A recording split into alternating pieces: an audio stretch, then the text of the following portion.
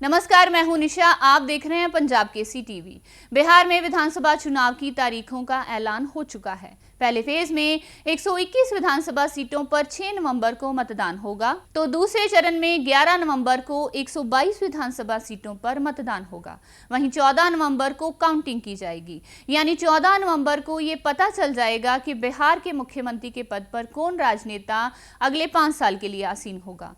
वैसे बिहार विधानसभा चुनाव पर पंजाब केसरी की विशेष कवरेज जारी है। इस कार्यक्रम में मैं बिहार के एक एक विधानसभा सीट के समीकरण पर चर्चा करती हूं। इसी सिलसिले में आज सकरा विधानसभा सीट के गुणागणित पर चर्चा करूंगी। सकरा विधानसभा सीट पर पहले चरण में 6 नवंबर को मतदान होगा। गौरतलब है कि 2020 के विधानसभा चुनाव में सकरा सीट पर जेडीयू कैंडिडेट अशोक कुमार चौधरी ने जीत का परचम लहराया था। अशोक कुमार चौधरी को 67,265 वोट मिला था, तो कांग्रेस उम्मीदवार उमेश कुमार राम को 65,728 वोट मिला था। इस तरह से अशोक कुमार चौधरी ने उमेश कुमार राम को महज 1537 वोट के कम मार्जिन से हरा दिया था। वहीं एलजेपी उम्मीदवार संजय पासवान 13,528 वोट लाकर तीसरे स्थान पर रहे थे। इस बार भी कांग्रेस ने सकरा सीट पर उमेश राम पर ही भरोसा जताया है, जबकि जेडीयू ने सकरा सीट पर आदित्य कुमार को टिकट दिया है। आइए अब सकरा विधानसभा सीट के समीकरण पर देखते हैं ये खास रिपोर्ट। सकरा विधानसभा सीट मुजफ्फरपुर लोकसभा के तहत आता है। सकरा सीट अनुसूचित जाति के लिए आरक्षित सीट है। 1957 में हुए पहले चुनाव में यहाँ से कांग्रेस पार्टी के कैंडिडेट राम गुलाम चौधरी ने जीत हासिल की थी। वहीं 1962 के चुनाव में सकरा सीट से कांग्रेस पार्टी की टिकट पर महेश प्रसाद सिंह विजयी रहे थे, तो 1967 और 1969 के विधानसभा चुनाव में यहाँ से संयुक्त सोशलिस्ट पार्टी के कैंडिडेट नेवालाल महतो विजयी रहे थे। वहीं 1972 में एसओपी पार्टी के टिकट पर हीरालाल पासवान ने विरोधियों को शिकस्त दे दी थी। 1977 के विधानसभा चुनाव में सकरा सीट से जनता पार्टी के कैंडिडेट शिवनंदन पासवान ने जीत हासिल कर ली थी, तो 1980 के चुनाव में सकरा सीट से फकीर चंद राम ने जनता पार्टी के टिकट पर विजय हासिल की थी। 1985 में लोकदल की टिकट पर शिवनंदन पासवान ने विरोधियों को मात दे दी थी। 1990 और 1995 के चुनाव में जनता दल के टिकट पर कमल पासवान ने लगातार 2 बार सकरा सीट से विजय हासिल की थी। 2000 में सकरा सीट से आरजेडी कैंडिडेट शीतल राम ने विरोधियों को चुनाव में पटखनी दे दी थी। 2005 के चुनाव में सकरा सीट से बिलट पासवान ने जनता का भरोसा जीत लिया था। वहीं 2010 में जेडीयू की टिकट पर सुरेश चंचल ने जीत हासिल कर ली थी, तो आरजेडी कैंडिडेट लाल बाबू राम ने 2015 में सकरा सीट पर जीत का परचम लहरा दिया था। वहीं 2020 में सकरा में जेडीयू कैंडिडेट अशोक कुमार चौधरी ने विरोधियों को मात दे दी थी। वहीं 2020 के विधानसभा चुनाव में सकरा सीट पर जेडीयू कैंडिडेट अशोक कुमार चौधरी ने जीत का परचम लहरा दिया था।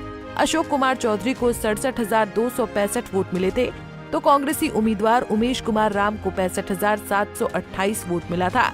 इस तरह से अशोक कुमार चौधरी ने उमेश कुमार राम को महज 1537 वोट के कम मार्जिन से हरा दिया था। वहीं एलजेपी उम्मीदवार संजय पासवान 13,528 वोट लाकर तीसरे स्थान पर रहे थे। वहीं 2015 के विधानसभा चुनाव में सकरा सीट से आरजेडी कैंडिडेट लाल बाबू राम ने जीत हासिल की थी। लाल बाबू राम को 75,010 वोट मिला था, तो बीजेपी कैंडिडेट अर्जुन राम को 61,958 वोट ही मिल पाया था। इस तरह से बाबूलाल राम ने अर्जुन राम को 13,012 वोट के अंतर से हरा दिया था। वहीं निर्दलीय कैंडिडेट सच्चिदानंद सुमन 5,169 वोट लाकर तीसरे स्थान पर रहे थे। वहीं 2010 के विधानसभा चुनाव में सकरा सीट से जेडीयू कैंडिडेट सुरेश चंचल ने जीत हासिल की थी। सुरेश चंचल को 55,486 वोट मिला था, तो आरजेडी कैंडिडेट लाल बाबू राम को 42,441 वोट ही मिल पाए थे। इस तरह से सुरेश चंचल ने लाल बाबू राम को 13,045 वोट के बड़े अंतर से हरा दिया था। वहीं कांग्रेसी कैंडिडेट उमेश कुमार राम ने 6,242 वोट लाकर तीसरा स्थान हासिल किया था। वहीं 2005 के विधानसभा चुनाव में सकरा सीट से जेडीयू की टिकट पर बिलट पासवान ने जीत हासिल की थी। बिलट पासवान को 36,020 वोट मिले थे, तो आरजेडी कैंडिडेट लाल बाबू राम को 35,948 वोट मिले थे।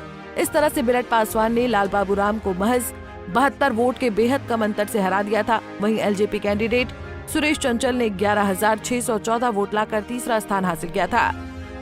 सकरा सीट पर मुस्लिम और यादव वोटर की निर्णायक संख्या है।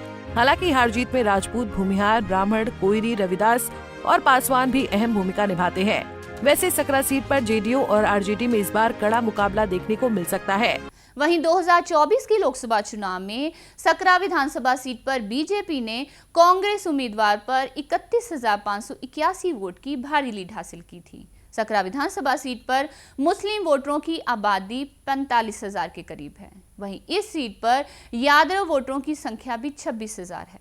इसके अलावा सकरा सीट पर राजपूत, भूमिहार, ब्राह्मण, कोयरी, रविदास और पासवान वोटरों का भी प्रभाव इसके अलावा सकरा सीट पर राजपूत, भूमिहार, ब्राह्मण, कोयरी, रविदास और पासवान मतदाताओं का भी प्रभाव निर्णायक है।